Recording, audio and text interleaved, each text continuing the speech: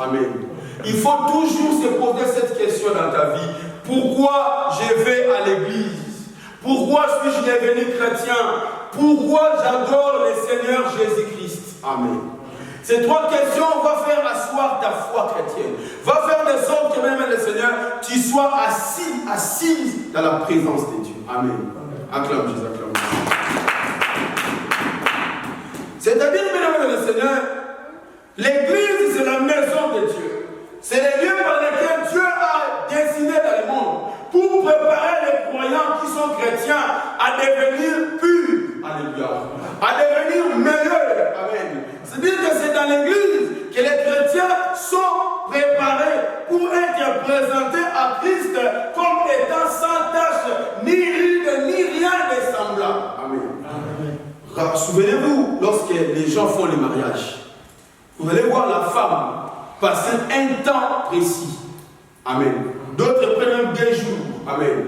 Ils sont en train d'être préparés. La coiffeuse ou le coiffeur, la personne qui fait le maquillage. Le maquillage, elle est là toute la journée pour préparer cette femme qui va être présentée à minuit dans une salle. Quelqu'un comprend? Les lieux de préparation de cette femme qui va être présentée au jour du mariage, c'est l'église. Amen. Tu dois être préparé, bien Seigneur. L'église est aussi l'ambassade qui permet aux chrétiens, aux citoyens qui ont le désir d'aller au ciel. Il faut aller à l'ambassade, prendre le visa qui te donnera accès pour aller dans un pays quelconque. Amen. Et nous avons qu'un seul pays que nous attendons. C'est le paradis de Dieu. Amen. Mais tu dois être préparé. Amen. Il faut que tu te prépares pour ça. Et pendant que tu es en train de se faire préparer, n'oublie pas, il y a les combats spirituels. Amen. N'oublie pas, bien le Seigneur, il y a la sorcellerie qui règne dans le monde. Et l'Église est appelée aussi à protéger les croyants face à la sorcellerie diabolique qui règne dans le monde où nous sommes en train de se faire préparer. Amen. Et s'il n'y a pas de l'ordre dans cette Église-là, Dieu ne se révèle pas. Amen. J'avais dit l'important, ce n'est pas, bien le Seigneur, de faire un culte. L'important, ce n'est pas de venir à l'église. L'important, c'est de venir à l'église et être entendu par Dieu. Amen. L'important, c'est d'être dans la présence de Dieu et que ton culte soit agréé ou accepté. Amen. Beaucoup se réunissent, mais les cultes ne sont pas agréés. Les cultes sont agréés lorsque vous êtes selon l'ordre de Dieu ou l'ordre divin. Amen.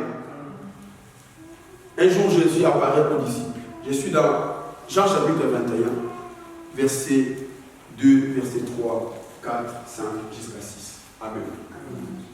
Jésus, après avoir ressuscité le mort, il va commencer à se manifester aux frères, aux bien-aimés qu'il avait promis de se manifester. Amen. Le Seigneur, le Seigneur, il commence à se révéler. Amen. Il s'est révélé à Pierre, à Marie de Magdala, à toutes ces personnes que nous connaissons. Amen. Et lorsque même le Seigneur arrive un bon matin, la Bible dit les disciples, Pierre, Nathanaël, Thaddée, ils étaient au nombre de 7. Amen. Ils se sont dit, nous allons partir pour pécher. Lorsqu'ils partirent pour pécher même le Seigneur, ils cherchèrent les poissons toute la nuit, ils n'ont pas trouvé. Le matin, Jésus arrive sur le rivage. Il dit à ses hommes, jetez les filets du côté droit de la barque. Amen. Pourquoi je vous ramène dans ce contexte? Parce que ça, c'est le deuxième miracle que Jésus accomplit dans la vie de Pierre en matière de poissons. Amen. Mais, bien aimé le Seigneur, dans Luc chapitre 5, Jésus a fait le miracle des poissons sans préciser le côté par lequel Pierre devait jeter les filets. Alléluia. Mais lorsqu'il ressuscite des morts, lorsque Pierre devient disciple, il lui précise que pour jeter les filets, tu dois jeter du côté droit. Cela veut dire que si Pierre jette les filets du côté gauche, il ne trouve pas les poissons. Amen. En quelque sorte, le miracle que Jésus veut accomplir est associé à l'action de son ordre. Amen. Si Pierre jette les filets n'importe où, comme il avait fait la dernière fois, ça ne marchera pas. Alléluia. C'est comme ça que les chrétiens doivent comprendre. Quand nous étions païens, il y a des guérisons qui se manifestaient, il y a des sans faire quelque chose, ni respecter la doctrine, ni faire quoi que ce soit. Amen. Tu as été guéri d'une maladie, tu as été d'ailleurs carrière. Amen. Quand tu n'es pas encore enfant de Dieu, Dieu opère dans ta vie par rapport à son amour. Amen. Mais lorsque tu deviens enfant de Dieu, tu deviens chrétien, il faut que Dieu opère lorsque tu te retrouves à droite. Or, droite, c'est la force. Amen. Que 1000 tombent à ta gauche, 10 000 à 10 000, c'est la droite. Amen. Droite, c'est la force. Chez nous, à Lingala, on dit la main droite, c'est la main de l'homme. Amen. C'est-à-dire que la droite, c'est la force. Dieu est à droite. Alléluia. Jésus, quand il retourne au ciel, il est assis non à gauche, mais à la droite. Parce que droite, c'est la victoire. Droite, c'est la justice. Droite, c'est la sainteté. Alléluia. Droite, c'est l'ordre. Dieu a établi l'ordre à l'église qui est la marque. Amen. Il faut jeter les filets du côté droit. Il faut respecter l'ordre que Dieu a établi dans l'église pour que tu vives le miracle de Dieu. Alléluia. Acclamez-les, acclamez-les. Nous allons lire 1 Timothée chapitre 4, verset 6. 1 Timothée chapitre 4. Je crois qu'aujourd'hui on fera un point virgule. Dans cet enseignement, les choses ne sont pas finies, mais suite à plusieurs urgences, nous allons mettre un point virgule dans cet enseignement. Mais j'aimerais que tu comprennes quelque chose de très important, de très fort pour ton avenir spirituel. Amen. Allez-y, papa, 1 Timothée chapitre 4, verset 6. 1 Timothée 4. 1 Timothée chapitre 4, verset 6. J'ai lu la parole de Dieu. Amen. En exposant ces choses aux frères, tu seras un bon ministre de Jésus-Christ. Nourri des paroles de la foi.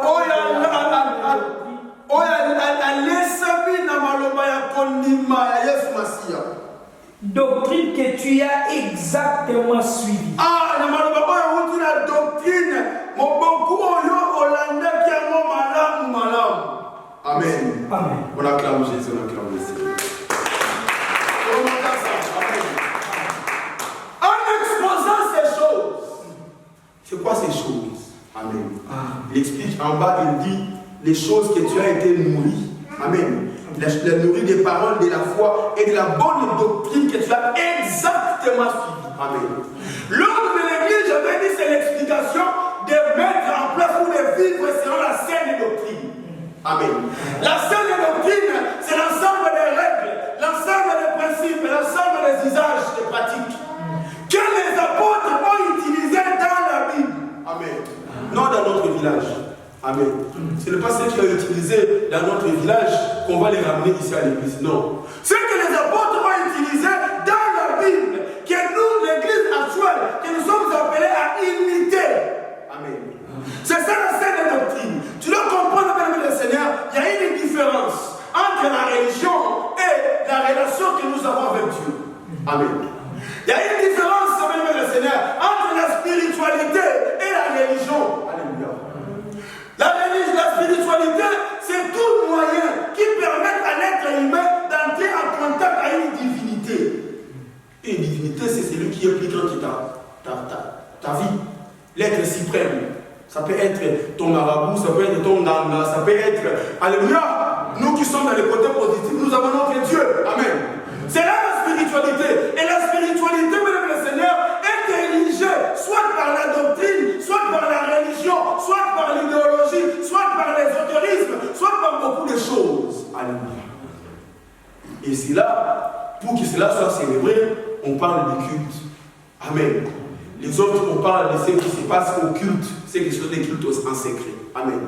C'est-à-dire, mesdames et Seigneur, étant donné, mesdames et Seigneur, que tu veux entrer dans la spiritualité, tu es dans la spiritualité, tu es aujourd'hui enfant de Dieu, il faut que tu rentres en contact avec ton divin, ton Seigneur. Mais ton Seigneur a mis des places de l'ordre. Amen. Que tu dois exactement suivre. Paul dit, en exposant ces choses, tu seras un bon ministre de Jésus-Christ. Être un bon ministre, ce n'est pas synonyme de bien s'habiller. Ce n'est pas l'expression de beaucoup voyager ou d'être invité de partout par-ci par-là. Non. Être un bon ministre selon les textes. La Bible dit, lorsque tu exposes la saine doctrine aux frères. Amen. Nous avons fait le choix. Alléluia. D'être des bons ministres, non par rapport aux hommes, mais par rapport à Dieu. Amen. Lorsque nous parlons de la saine doctrine, c'est vivre même le Seigneur, c'est que Dieu a mis en place dans notre temps, qui est le temps de la grâce. Nous avons expliqué les temps de la loi, les temps des patriarches, les temps de l'innocence. Amen. Les temps de l'innocence, c'est les temps où Adam et Ève étaient dans le jardin. Les temps des patriarches, c'est les temps où Dieu a marché avec Abraham, a marché avec Noé. Alléluia.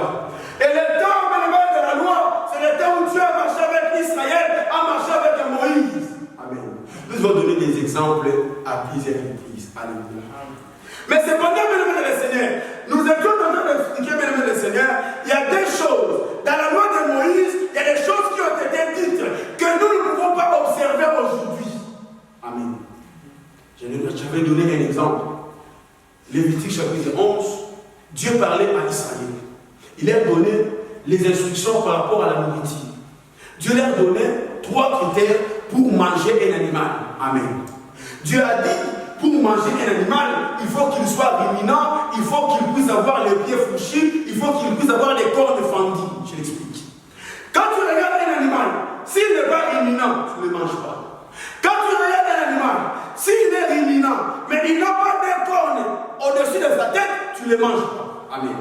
Quand tu regardes un animal, s'il n'a pas les pieds fouchis, quand il marche, il ne laisse pas de traces, tu ne le manges pas. Il faut que les 3 critères soient complets. Amen.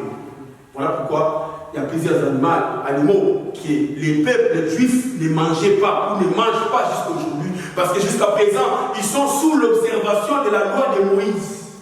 Amen. Et quand tu arrives dans notre temps aujourd'hui, qu'est-ce que la parole de Dieu nous dit? La parole de Dieu nous dit ceci.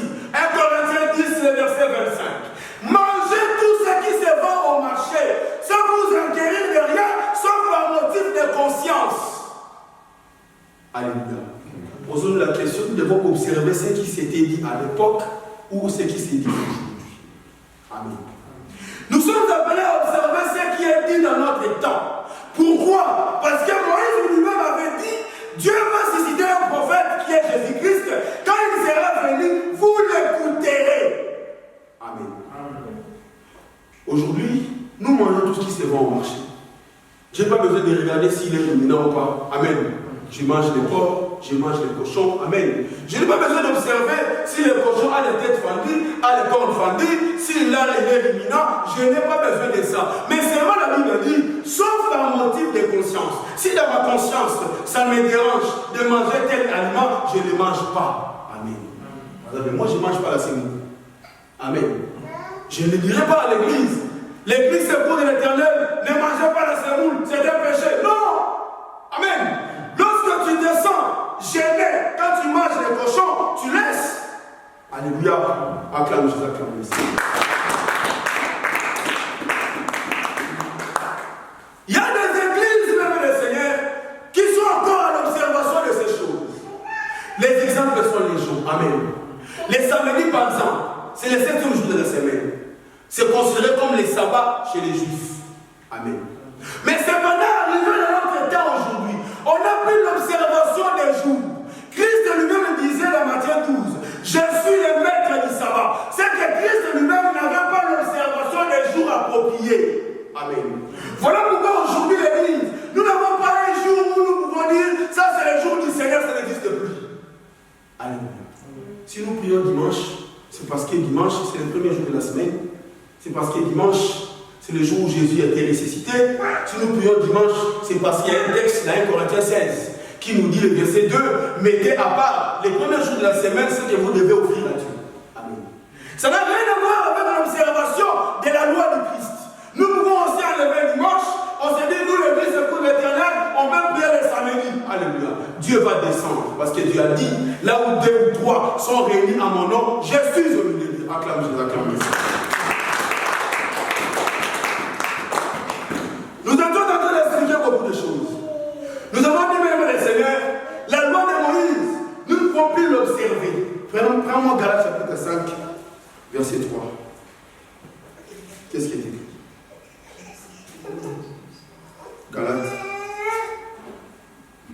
chapitre 5, verset 3.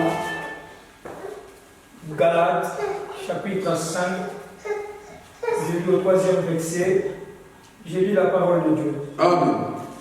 Et je proteste encore une fois à tout homme. Commence au verset 2. Verset 2. Voici, moi Paul, je vous dis que si vous vous faites circoncire, Christ ne vous servira de rien. Et je proteste encore une fois à tout homme qui se fait circoncire, qu'il est tenu de pratiquer la loi tout entière. Verset 4. Vous êtes séparés de Christ. Vous êtes séparés de Christ. Vous tous qui cherchez la justification dans la loi.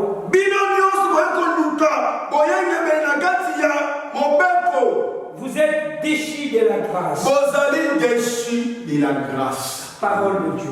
Est-ce que je peux acclamer Jésus pour ça? Écoutez, bien-aimés dans le Seigneur. Ici, bien-aimés, on voit comment est-ce que Paul parle. Amen. Il dit ceci, bien-aimés. Il dit dans le texte, je suis en train de résister à ceux qui cherchent la justification dans la loi de Moïse. Il disait quoi? Il dit ceux qui cherchent encore la circoncision. Amen. Parce qu'au temps de Moïse, tout homme, pour être considéré, entre guillemets, enfant de Dieu, il faut qu'il soit circoncis. Amen. La circoncision était un mode, une manière, pour faire de sorte que tu es enfant de Dieu, enfant d'Abraham, enfant d'Israël, tu es juif. Amen. Si tu ne te fais pas circoncis, tu ne pourras pas entrer même dans une salle de l'église. Amen. Tu es considéré comme païen. Amen. C'est-à-dire que être enfant de Dieu était lié à la circoncision. Et ici, Paul dit, la circoncision ne vous servira de rien. Alléluia. Christ ne pourra pas être utile pour vous si vous cherchez encore à observer ces choses. Il dit aujourd'hui, c'est là qui cherchent la justification, à observer encore la loi de Moïse. Ils sont séparés de Christ. Alléluia. Ils sont déchus de la grâce. C'est que la grâce que nous avons aujourd'hui ne leur sauvera pas, ne leur sera pas utile, ne leur donnera aucun avantage. Oh, l'avantage de la grâce, c'est pour nous permettre d'entrer au ciel. Alléluia. La loi de Moïse était pour leur préparer d'aller au Canaan et de gérer le pays. Point. Et nous, la grâce nous permet à être identifiés à Christ pour que nous puissions aller au ciel. Alléluia. Aujourd'hui, frère, nous devons comprendre que les choses qui sont écrites dans la loi de Moïse ne seront pas observées, mais seront interprétées. Amen. Je l'avais promis d'ailleurs. J'avais dit pourquoi maintenant la loi de Moïse, les feuilles d'Exode, les livres de Lévitique restent encore dans la Bible. Amen. Alléluia.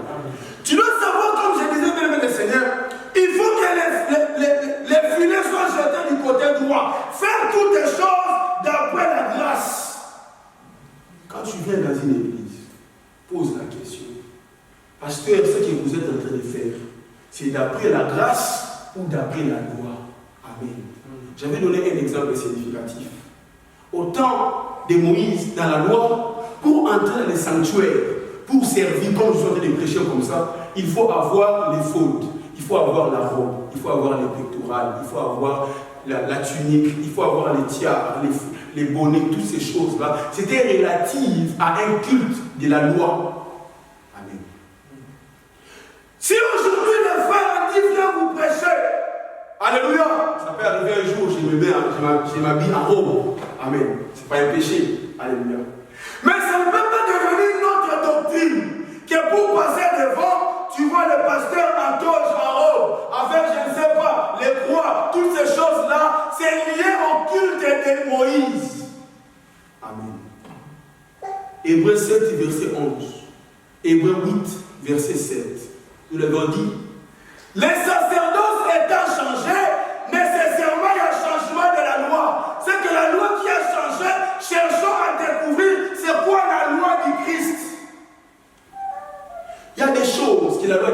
admettent, alléluia, que la loi de Moïse aussi est en train d'admettre. Ce n'est pas que nous sommes en train de copier la loi de Moïse, mais nous sommes en train de vivre selon la loi du Christ, parce que Christ l'a établi. Moïse aussi disait, tu ne tueras pas. Amen.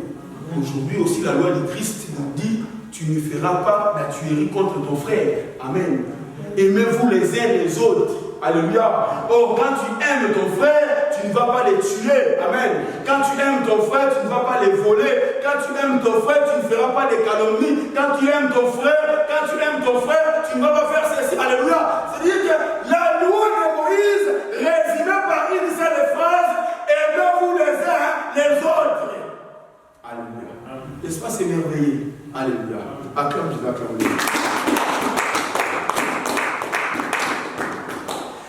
La loi de Christ, mes amis, c'est ça la saine doctrine. C'est ça qui fait que Dieu veille sur nous. Dieu se révèle à nous. C'est ça qui fait que, mes amis, nous sommes une église forte, une église puissante, une église différente, une église qui se distingue. Amen. Ne copiez pas les gens, ne copiez pas le monde, copiez la Bible. Alléluia. Copiez ce qui est écrit. Jésus sur la terre, il disait aux hommes qui sont autour de lui, il est écrit. Et non, il est dit. Il est dit, c'est ce que les gens pensent. C'est ce qu'on appelle des dogmes, des enseignements dogmatiques. Tu vas dans une église, on vous dit, ici dans notre église, tu ne peux pas porter les jeans. Amen. Montre-moi les versets, il n'y en a pas. C'est ça des dogmes. Alléluia. Tu viens dans une église, on vous dit ici dans notre église, ici, on ne s'habille pas en manches courtes. Amen. Ça, c'est les dogmes. Mais nous pouvons donner conseil aux serviteurs, aux enfants de Dieu. Il est bienveillant, il est bien. Il sera quand même nécessaire que tu viennes habiller de telle manière, de telle manière. Alléluia. C'est par rapport au conseil. Alléluia. Il faudrait que l'Église comprenne, même les seigneurs, que la loi du Christ admette des choses, d'autres qui étaient aussi dans la loi de Moïse. Amen. Tu peux avoir les textes dans 1 Corinthiens chapitre 14, verset 33.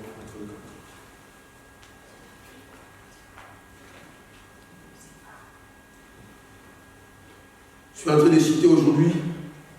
Comprenez qu'il y a beaucoup à dire, mais faute des temps.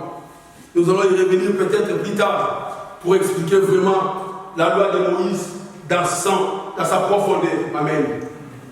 Prends-moi les textes. 1 Corinthiens 14, verset 33. 1 Corinthiens chapitre 14, verset 33. J'ai lu la parole de Dieu. Amen. 33, 34. 33, 34. Car Dieu n'est pas un Dieu de désordre, mais de paix. Comme dans toutes les églises saintes. Que les femmes se taisent dans les assemblées. Car il ne leur est pas permis d'y parler. Mais qu'elles soient soumises selon que le dit aussi la loi.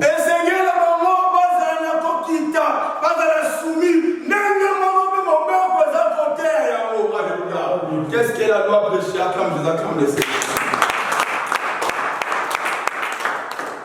Paul fait allusion à ce qu'il instruit dans l'église. Amen. Et il dit aussi dans l'église, comme cela est aussi dit dans la loi. C'est comme je disais, la loi de Christ admet que tu ne peux pas tuer quelqu'un. Amen. C'est ce que la loi aussi disait. Amen. Dans les 10 commandements, il y avait les 6 commandements qui étaient relatifs entre l'homme et son frère. Amen. Et les 4 autres commandements, c'était des commandements liés ou réservés entre l'humain et son Dieu. Amen. Par exemple, quand la loi dit, les 10 commandements, il dit, tu n'auras pas d'autre Dieu devant ma face. C'était quelque chose qui faisait l'homme garde son intimité avec Dieu. Amen. Quand Dieu parlait, il disait, tu n'auras pas fait une représentation quelconque. C'était une loi réservée entre l'humain et le divin. Amen. Quand il dit, tu vas sanctifier le jour des sabbats, alléluia, c'est entre l'humain et le divin. Et quand on arrive à expliquer, à dire, tu ne convoiteras pas, tu ne tueras pas, tu ne déroberas pas, ça c'est des lois réservées entre l'homme et son semblable. Amen. Voilà pourquoi j'avais dit, Israël avait des lois cérémonielles, les lois civiques. Amen. Tout ça, c'était réservé au culte des lois morales aussi. Tout ça réservé, c'était des choses qui permettaient à Israël de vivre en communauté dans la paix, non dans le désordre. Amen. De la même manière, nous aussi aujourd'hui, nous sommes le pays de Dieu, qui est l'Église. Amen. Si on te pose la question, Congo, c'est le pays de Dieu, il faut dire non. Amen. Il n'y a pas un pays qui appartient à Dieu aujourd'hui. Alléluia. Voilà pourquoi nous ne croyons pas qu'aujourd'hui qu'il puisse avoir un prophète de la nation, ça n'existe pas. Alléluia. Dans la Bible, Israël était le pays de Dieu. Cela veut dire que Dieu avait choisi un seul pays, une seule nation qui est Israël, que Dieu lui-même s'était dit comme président pour diriger ce pays. On parle de la théocratie. Amen. Et Dieu a établi ses prophètes. Si ces prophètes-là même, un autre va les remplacer. Amen. On parle aussi également des prophètes majeurs. Amen. Ce pays, mesdames et Seigneur, quand il arrive quelque chose, il faut aller voir Esaïe, il faut aller voir Élie, il faut aller voir Élisée. Alléluia. Les choses ne se règlent pas par le roi lui-même, non. Amen. Mais aujourd'hui, dans nos nations, nous avons un président, nous avons un parlement, nous avons un Sénat. Alléluia. Nous avons toutes ces choses-là. Quand il arrive quelque chose, on fait recours à la loi. Amen. Ce n'est plus question aujourd'hui que nous puissions dire, nous se permettre de dire que nous sommes le pays de Dieu, où je suis la prophète de la nation. Ça n'existe pas. Ça, c'est réservé au temps de la loi. C'est l'importance des choses que nous sommes en train d'enseigner. Que toi qui es l'église dans ces lieux, lorsque tu vas voir, nous sommes en train de faire des choses ici dans l'église, que tu comprennes que ces choses, c'est relatif à nos cultes. Amen. Sinon, Dieu ne se révèle pas. Et Dieu, Jésus, par la bouche de Paul, il nous dit comme dans toutes les églises de saints, que les femmes se taisent. Amen. Ici, il est question d'une femme à terme humaine. Amen. Il n'est pas question d'une femme où on peut expliquer ou interpréter que les femmes sont, je ne sais pas comment. Ici, il parle de la femme se taise dans les assemblées. Il n'est pas permis d'y parler. Il fait référence à ce que dit la loi. Or, la loi, il disait que pour que tu sois sacrificateur en fonction, il faut que tu sois homme. Amen. Je pense qu'il fallait acclamer le Seigneur. Ma démarche, c'est que tu comprennes la doctrine de l'Église. Amen. Est-ce que tu comprends ma démarche? Que tu comprennes ce qui est écrit et ce qui est observé et ce qui est pratiqué. Amen. Nous allons bien faire les prières, mais il faut que tu connaisses l'endroit où tu te retrouves, quelle est l'ancienne doctrine qui sont pratiquées. Amen. Pour ton salut. Alléluia. C'est-à-dire qu'il y a des choses que la loi admettait, que la loi de Christ ou la grâce continue à observer. Par exemple, la dîme. Nous avons fait tout un enseignement sur la dîme où on a expliqué en Israël, ils avaient 3 dîmes. Et aujourd'hui, nous à l'église, nous observons une seule dîme. Amen. On a expliqué les raisons, les pourquoi, les comment. Amen. Nous avons expliqué par exemple les offrandes. Ça a existé dans les temps de Moïse, dans les temps d'Abraham. Ça continue aussi à exister aujourd'hui. Parce que la grâce nous enseigne à offrir à Dieu nos corps premièrement, pour que si nos corps est agréés, nos offrandes aussi seront agréées. Amen.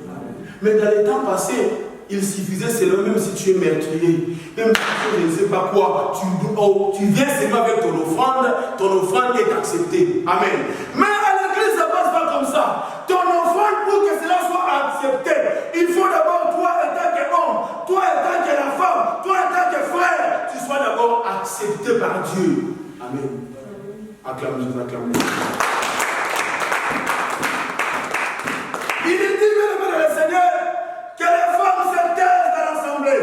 Il n'est pas permis de voir aussi les dire. Amen. Oui, nous on vient des églises, on vient dans une église où la femme prenait la parole. Amen. C'est une manière où Dieu s'était révélé dans cette église-là. Amen. Nous on était aussi serviteurs. Amen. Mais c'est que Dieu, la manière dont Dieu se révèle dans cette église, il veut que nous puissions pratiquer la saine doctrine dans sa totalité. Amen. Pas fabriquer les choses. Parce que Dieu, il veut que nous puissions lui donner les 100%. Ne donne jamais à Dieu les 95. Ne donne jamais à Dieu les 98. Dieu ne l'acceptera pas. Dieu veut les 100% pour aller au ciel. Il faut observer l'enseignement de Dieu dans les 100%. Amen. Amen. Si nous commençons à tricher, Dieu ne réserve pas. Amen. Je suis en train de dire aux chrétiens, si nous acceptons, nous croyons à cet évangile, nous n'acceptons pas que la femme puisse avoir le ministère dans cette église parce que cela est écrit. Amen. On va voir 1 Timothée 2, versets 8 à 9. Qu'est-ce qui cela nous dit?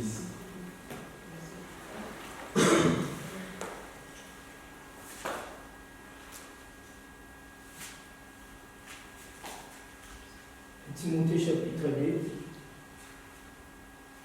verset 8 à 9. Ouais, tu peux aller même jusqu'à 13. Ouais. Timothée chapitre 2, verset 8 à 13, je lis la parole de Dieu. Amen. Je veux donc que les hommes prient en tout lieu,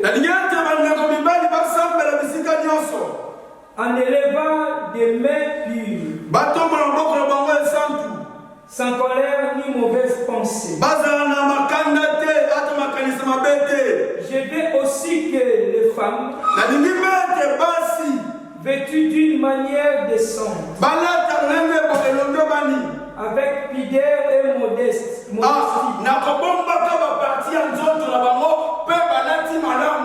ne séparent ni de tresse, ni d'or,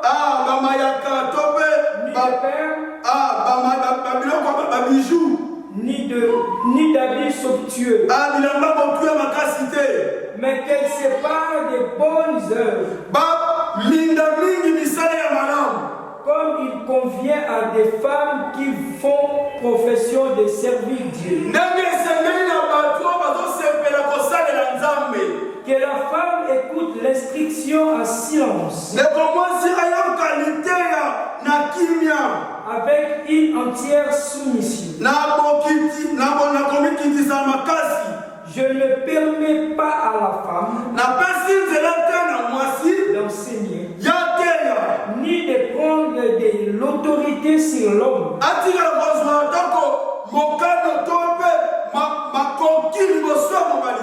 mais elle doit demeurer dans le silence. Car Adam a été formé le premier, et Ève ensuite. La parole de Dieu. On acclame Jésus, on acclame Jésus. Écoutez, je vais vous lire la traduction parole vivante. Amen. Dans la Bible, nous avons plusieurs traductions. C'est la même Bible. C'est juste la nuance que les Français nous donnent. Amen. J'aimerais que tu puisses comprendre ensemble avec moi. Qu'est-ce que la parole vivante nous dit? Verset 9. Je veux aussi que les femmes s'habillent correctement. Tu vois que les Français ici, ça devient quand même simple à comprendre. Amen. Elles doivent avoir une tenue digne et simple, sans coiffure compliquée. Suis-moi très bien. Je suis en train de parler de beaucoup de choses au même moment. Amen. Que tu comprennes que dans notre église, nous respectons ce qui est écrit. Amen. Quand tu es une femme, quand tu viens observer cet enseignement, amen, ne t'habille pas d'une manière scandaleuse. Amen. Il faut s'habiller avec pudeur et modestie. Amen. Il faudrait que tu sois une sœur, une maman qu'on peut voir comparée à ceux qui servent les seigneurs. Amen. Je prends le verset 10. Mais elles doivent montrer leur beauté par leurs bonnes actions. Cela convient à des femmes qui affirment leur amour pour Dieu. Pendant l'enseignement, les femmes doivent rester tranquilles en écoutant avec respect. Verset 12. Je ne leur permets pas d'enseigner ni de dire aux hommes ce qu'ils doivent faire. Elles doivent donc garder le silence. En effet, Dieu a d'abord fait Adam, ensuite il a fait Ève. Amen. Ici maintenant, Paul nous fait référence au temps de l'innocence. Je disais, il y a des choses, Paul disait, comme cela est aussi dit dit dans la loi. Amen. Ici, il dit, Adam était formé le premier, Ève ensuite. C'est-à-dire que le jour où Ève avait pris la nourriture, avait donné à Adam, c'est le jour où la mort était entrée dans le jardin. Alléluia. C'est ici maintenant qu'il dit, il faudrait que les femmes se taisent, qu'ils écoutent l'enseignement en silence, avec respect. Alléluia. Ils ne doivent pas dire aux hommes ce qu'ils doivent faire. Amen. Quand je me tiens devant comme ça, je prêche le Saint-Esprit au travers de moi et il dit aux hommes ce qu'ils doivent faire. Et c'est tout rôle. La Bible l'interdit aux femmes. Amen. Il faudrait que tu comprennes ces choses. Que ce n'est pas moi qui le dis, mais c'est l'enseignement qui le parle. Alléluia. Tu verras même dans l'Apocalypse 2, verset 20. Le texte dit à l'église de Thyatire, ce que j'ai contre toi. L'église de Thyatire, ce sont les églises qui ont existé au temps de la grâce. Amen. C'est dans notre temps. Parce que beaucoup ignorent encore cette vérité de cette église. Ce n'est pas les 7 âges de l'église. On en reviendra plus tard. Le temps n'est pas gentil avec nous. Les 7 églises ne sont pas des églises où tu vas donner chaque église à son temps. Non. C'était des églises qui ont existé dans chacune des villes. Où Dieu a dit à Jean d'envoyer cette lettre à ces églises-là. Amen. L'église d'Éphèse, c'est l'église qui était dans la ville d'Éphèse, l'église de Smyrne, l'église de Pergame, l'église de Thyatire, l'église de Philadelphie, l'église de Laodicée. Amen. Et si quand il vient dans l'église, dans chaque église, Dieu commençait à reprocher. Cette église d'Éphèse, j'ai contre toi parce que tu as abandonné ton premier amour.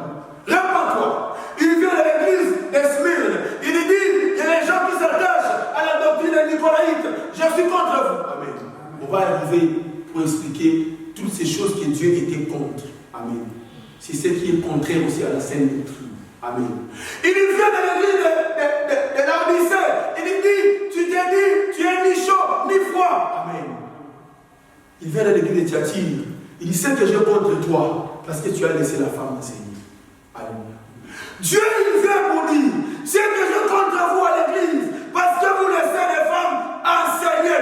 Aujourd'hui, nous, l'église de l'Éternel, nous croyons à l'évangile de Dieu. Nous croyons à la sainte doctrine. La sainte doctrine ne nous donne pas accès de les faire. Je suis désolé. Amen. Si nous sommes en train de chercher le ciel, nous devons manger l'agneau dans son entièreté. Il y a des parties de l'agneau où ça fait très mal, mais tu dois les manger. Amen. Mais il faudra aussi les manger avec des herbes amères. Amen. Acclame Jésus, acclame le Seigneur. Mais pourquoi la loi de Moïse existe encore dans la Bible? Alléluia. Il me reste 3 minutes. Je voudrais résumer. Amen. La loi de Moïse, où tout ce qui est écrit, bien le Seigneur, dans l'ancienne alliance, reste encore dans la Bible pour nous servir d'exemple. Je viens comprendre. 1 Corinthiens chapitre 10, verset 1 jusqu'au verset 11. Juste les textes et tu comprendras pourquoi toutes ces choses sont restées dans la Bible. Parce que tu me diras, mais pourquoi Dieu n'a pas enlevé la loi dans la Bible? Dieu l'a laissé pour nous servir d'exemple. 1 Corinthiens 10. Ceux qui écrivent, ils peuvent encore écrire Romains 10, 4 et suivant. Voilà, allez-y voir. 1 Corinthiens chapitre 10, verset 1 jusqu'au verset 11. 1 Corinthiens chapitre 10, je commence au premier verset. Frère. Romains 15, plutôt verset 4, c'est pas 4. Romains 15, 4. Romains chapitre 10. Non, là je disais pour ceux qui écrivent.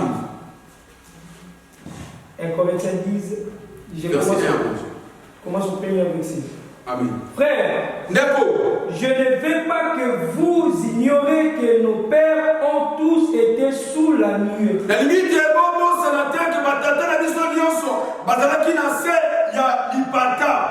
Qu'ils ont tous passé au travers de la mer. Les gars qui m'ont dit sur l'intérieur en maï.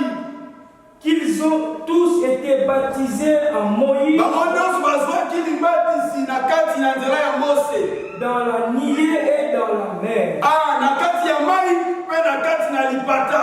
Qu'ils ont tous mangé le même aliment spirituel. Et qu'ils ont tous bu le même breuvage spirituel.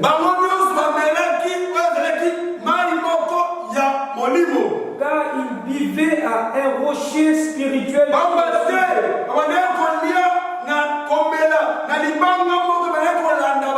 Et ces rochers étaient Christ. Ça commence. Mais la plupart d'entre eux ne firent point d'agréable à Dieu.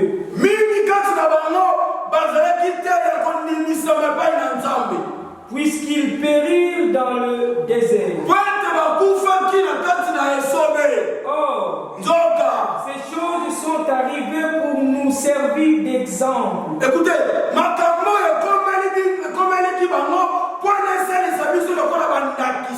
afin que nous n'ayons pas de mauvais désirs. Comme ils en ont eu. Ne devenez point idolâtres. Comme quelques-unes d'eux.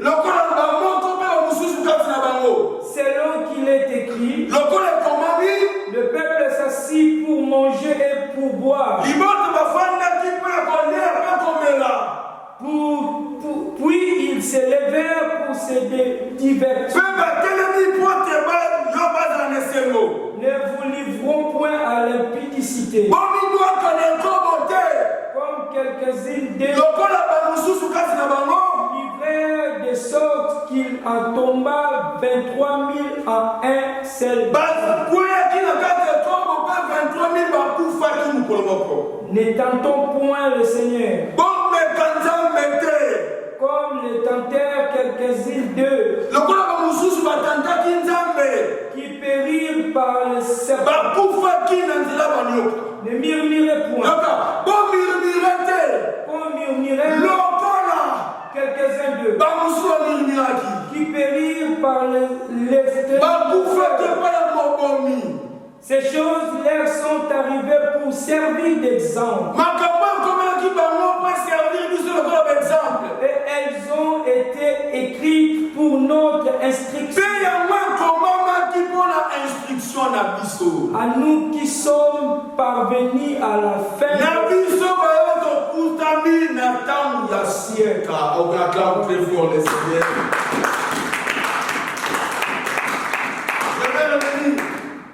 Je vais revenir dans ce que nous sommes arrêtés. Amen.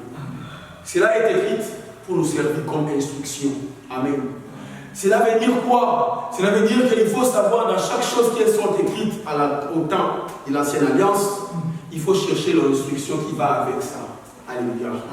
Il faudrait comprendre ce qui est dit dans les temps de la loi. Il faut comprendre qu'aujourd'hui, cela nous enseigne quoi? Aujourd'hui, cela nous explique quoi? Alléluia. Tu n'as pas à chercher l'observation de ces choses, mais tu as à chercher l'interprétation de ces choses. Amen. Dans la théologie, on parle de l'allégorie, on parle des métaphores. Amen. Je vais revenir là sur les termes. Amen. L'allégorie, c'est représenter quelque chose sous forme des images. Amen. C'est comme un exemple. Abraham a eu 3 femmes. Bon, a eu des femmes. Amen. A eu la femme qu'on appelle Agar, a eu la deuxième femme qu'on appelle Sarah. Amen. Maintenant, cela nous dit quoi? Cela n'est pas dit que nous, aujourd'hui, nous puissions aller chercher plusieurs femmes. Non. Cela, c'est de chercher à comprendre qu'est-ce que Agar représente aujourd'hui, qu'est-ce que Sarah représente aujourd'hui. Alléluia. Je vais révéler, ne t'inquiète pas. Je sais que c'est un peu plus poussé. Amen. Quand on parle de la métaphore, par exemple, Amen. Alléluia. Quelqu'un est là. Acclame le Seigneur. On parle aussi de la syllogisme, des syllogismes bibliques. Dans d'autres qui n'aiment pas, parce que je suis en train de donner seulement des promesses que je vais revenir pour expliquer les contenus de la loi de Moïse. Amen. On parle aussi vraiment des paraboles. Amen. Des énigmes. Il faut comprendre l'explication qui va derrière ces choses. Alléluia. Par exemple, Noé va prendre l'alcool, il va s'enivrer. Amen. Cela ne veut pas dire que nous puissions aller chercher à boire de l'alcool. Amen. Mais il faut chercher à comprendre qu'est-ce que cette action pouvait représenter pour notre vie aujourd'hui. Alléluia. On acclame le Seigneur. J'aimerais que nous puissions prier. Pendant cet instant, tu vas incliner ta tête. Tu vas parler à Dieu. Tu vas dire au Seigneur, fais-moi grâce. Aide-moi.